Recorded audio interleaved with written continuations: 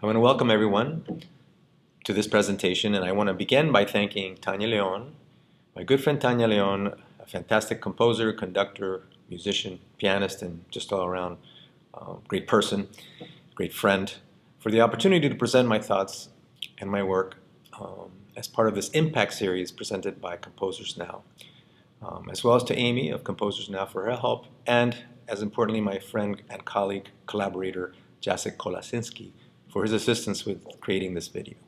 I want to start by briefly talking a little bit about me. I was born in Havana, Cuba, came to the US at age 7, and outside of a year in Venezuela and 5 months in Spain, both times as a Fulbright scholar and composer in residence, have been living in the US.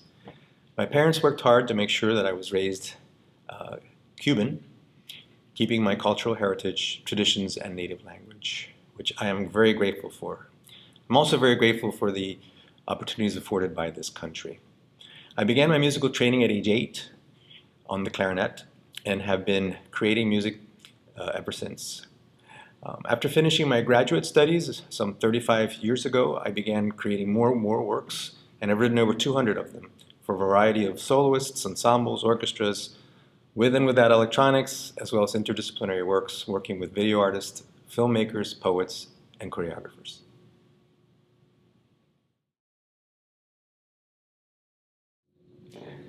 To understand why I write what I write, it probably helps to know my thoughts on the nature of art. One of the things that I love about art is that for me, if it's effective, it should change your perception of reality somehow. In the case of music, musical works should somehow expand how we perceive, focus on, understand sound. And because it's a time-based art, music is a time-based art, how we perceive time when experiencing a work. An interest in the perception of time is something I have been exploring for more than 3 decades. In addition, when much younger, I was very fortunate to work with 2 composers and mentors that were very interested in their own ways in stasis and the resulting freezing of time. And those 2 mentors were Dennis Cam, who was my primary mentor at the University of Miami, where I did my doctorate, my master's and my doctorate, actually. And then slightly later, after finishing my doctorate, Morton Feldman, who, of course, very interested in expanding your perception of time, although he did it in a different way. Cam in kind of a quasi-post-minimalist way, Feldman in kind of a much more experimental way, where the freedom of sound, as he put it, was an important aspect. And of course, there are many others, people like Pauline Oliveras, some of the minimalist composers, Reich, Glass, Adams, Riley, even Alvin Lucier, and also the music of other cultures that created a similar result was of great interest to me as well.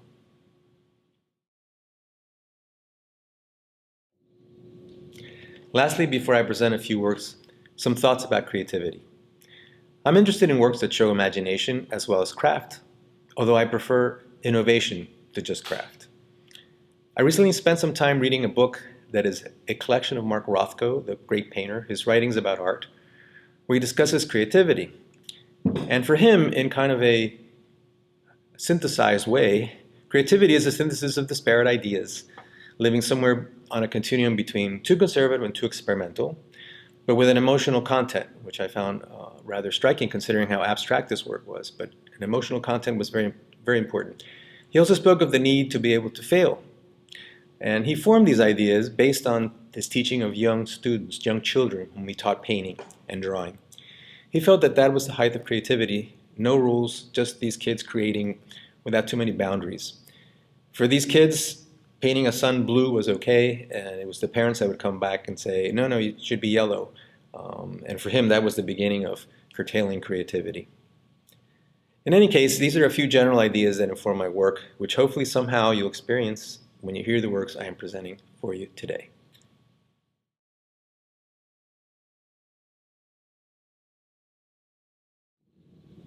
The 2 works that you'll be hearing and seeing are somewhat recent works, although my music has not changed that dramatically over the years, so as a result, they are relatively representative of what I'm interested in, and have been interested, and should provide you with a good idea of what my work is about.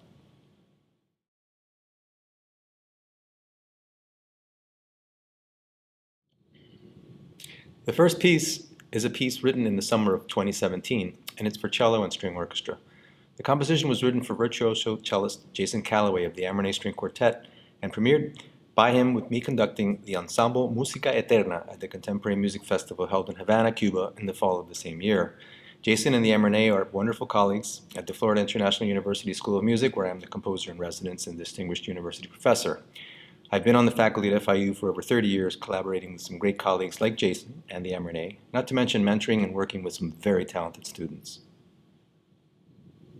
The work you're about to hear is a good example of my exploration of what I refer to as a new virtuosity, something I have been working on for 3 decades in compositions that feature a soloist or solo instrument. In this new virtuosity, as opposed to a more traditional concerto, the control of timbre and the performer's sound, combined with what are typically called extended techniques, are at the service of the liberation of sound. This does not preclude instances of more traditional type of virtuosity, just that this is not the focus. The title for this first composition is A Return to Fragmentation and the Use of Negative Space, or in Spanish, Un Retorno a la Fragmentación y el Uso del Espacio Negativo, a reference to my interest at the time in re-engaging with the exploration of fragmentation and silence. So coming up is A Return to Fragmentation and the Use of Negative Space, or Un Retorno a la Fragmentación y el Uso del Espacio Negativo, for cello and string orchestra with Jason Calloway, soloist, and me conducting Guido Lopez Gavilan's Música Eterna Ensemble at the Havana Contemporary Music Festival in the fall of 2017.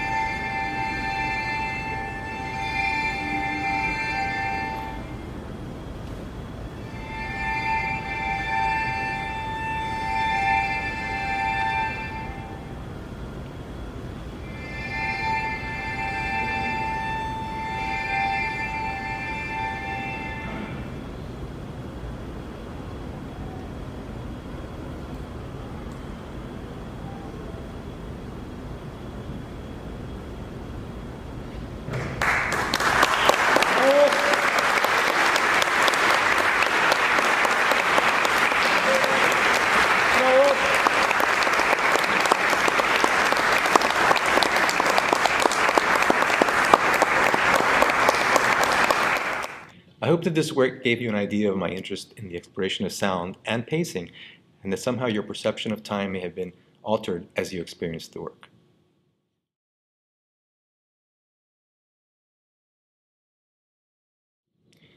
The second and final work I will present for you on this program was completed in February of 2020 and is titled Superimposed Sonic Images, or in Spanish, Imágenes Sónicos Superimpuestos.